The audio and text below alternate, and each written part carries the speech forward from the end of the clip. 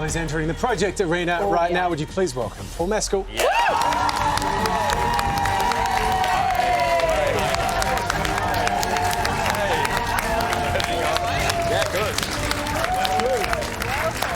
This is lovely. Hello. Welcome. They're happy to see you. Yeah, it's as I'm sure you know. A warm welcome, yeah. First lead role in a blockbuster. I think you had your best mates with you last night for the premiere.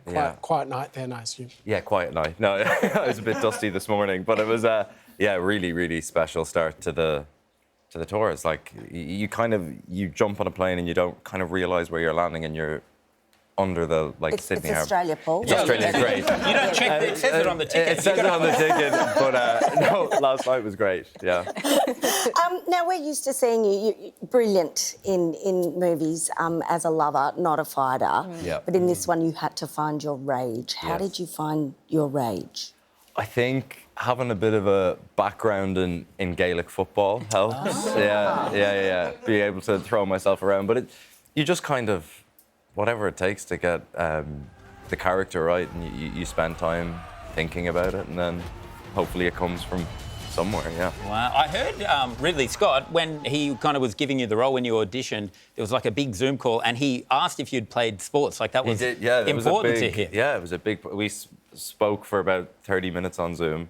10 minutes was talking about the actual film, and then 20 minutes was talking about dogs, his wife, and Gaelic football. Yeah. Had he heard of Gaelic football? He calls Gaelic football players lunatics, and he's not wrong. On that, and I mean this respectfully, you are, because... A lunatic. Yes. Correct. Because that level of aggro that you need to be very competitive in that sport, now that you're an actual gladiator, are you planning on taking that back to the field? Like, have you just ramped up? Yeah, I'm like ready to go. Like, no, I don't know what it is inside a specific sportsman's head, but it really helped for Gladiator somewhere. Yeah. I when I watch big movies and there's a leading man doing great stuff, often I Google their workout routine. Right. And so after I saw the movie, I was like, Paul Mescal, workout routine. And I read that you refused to give up drinking throughout your whole thing. Is this true? Firstly, thank you for your service. I feel more people like you out there. But is this true?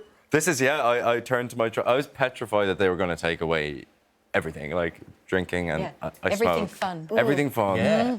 And I very earnestly was like, look, Tim, I'm going to keep drinking and smoking for a little bit if I can. And he very kindly incorporated them not into the workout routine, but into my life. Yeah. Like that. They were the bicep curls, really fine. Nice. See, I love that, though. That's your Stanislavski method, because the Romans were all drunk because the water wasn't particularly good. So every shot in the movie, everyone's having a little red wine, so it's perfectly fine. Yeah.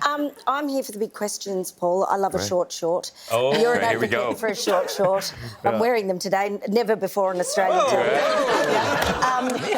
Discuss. Discuss. How long do we have? Wait, which bit is he discussing out of that? We could break this out to hours, however long you need. Well, it's a fine art, the shorts, you know. But you guys know, like the AFL, they get real shorts. I'm sure, like young, boys and girls, in Australia wear the AFL shorts all the time. No. Yeah. It's the same. It's the same in Ireland, and then when you go over to the US or the UK, they don't seem to understand that part of it. So they think it's some sort of fashion statement, and it categorically is not. Yeah.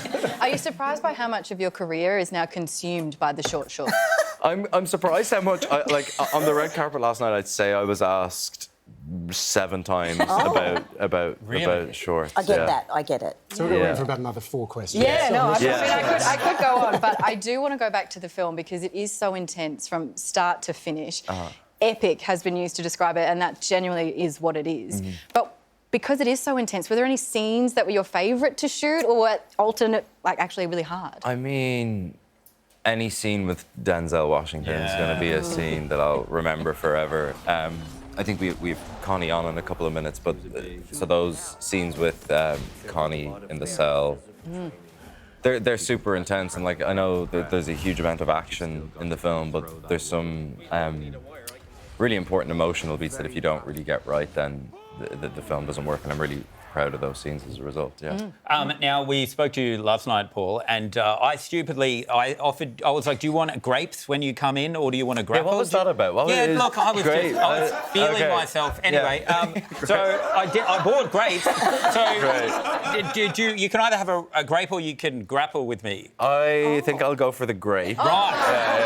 Yeah. Not the first time someone declined that. There you go. Would you like to? I mean, are they edible? Yeah. Yeah. Well, that's the way you Now find the out. Roman emperor dies. That's it. Yeah. I was planning on feeding And now it we to grapple. If you tempt him, he will. We'll go in for the grapple. Does anyone want to grapple? No. Okay.